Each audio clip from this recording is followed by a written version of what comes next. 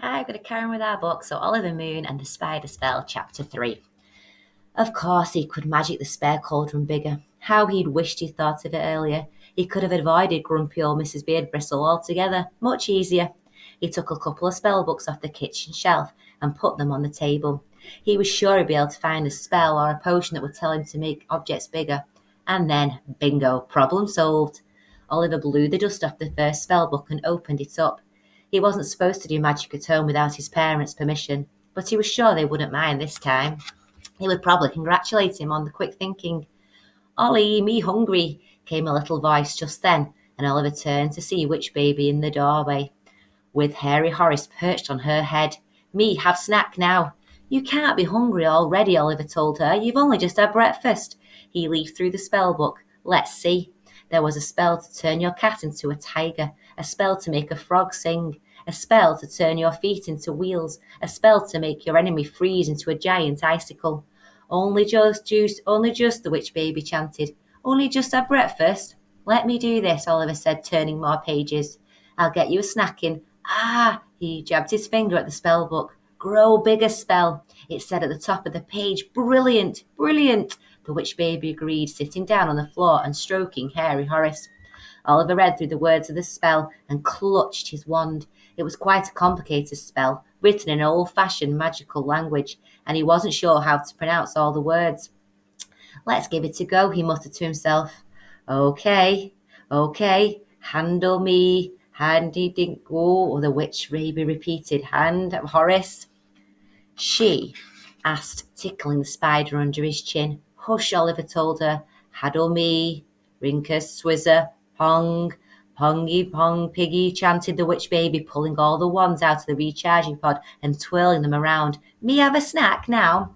Oliver couldn't concentrate. How was he supposed to cast a spell with his sister in the background? "Look, why don't you and Horace go outside for a bit?" he said, still staring down at the book. "Go and play in the garden."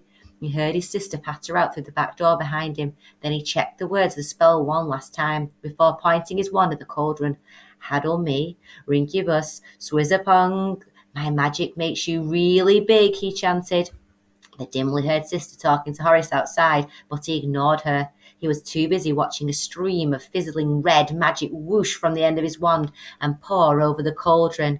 Would the spell work? Had he pronounced all the words right? There was a scraping sound at the cauldron. Suddenly flashed a bright electric blue, and then plumes of pink smoke billowed from in. "Haddle me, Rinkybus, Swizzpot," he heard the Witch Baby giggling from outside. Kaboom! There was a loud bang, and Oliver jumped back in alarm. Then the pink smoke cleared to reveal the most enormous cauldron Oliver had ever seen, right there in the kitchen. "I did it," he cheered. "I actually did it. My magic makes you really big," the Witch Baby chuckled outside. "Oh, Horace," he heard the splutter.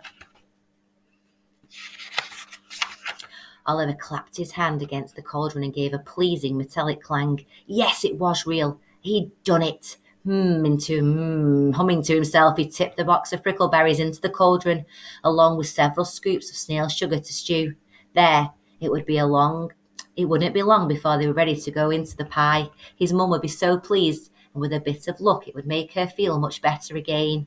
He turned round to see a couple of wands on the floor where his sister had been playing with them. One was missing. Had it rolled under the dresser or something?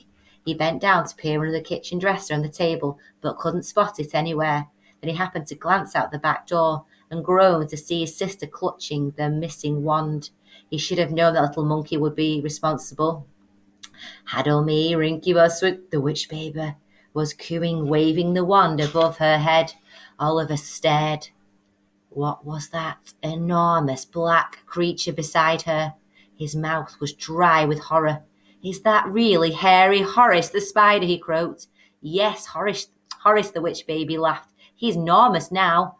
Oliver's jaw dropped open in shock. Hairy Horace was the size of an elephant and stood towering over the moon's garden, peering around beadily with his big black eyes. "Give me that at once," Oliver shouted, grabbing the wand out of his sister's hand. Hairy Horace seemed startled at Oliver's shout and scampered away down the garden. "Come back," the Witch Baby bellowed, tears springing to her eyes. "Come back, Horace." But Horace didn't seem to like all the shouting. With one last look at the witch, Baby and Oliver. He vaulted the garden fence and his great hairy legs and scuttled away. Read some more later.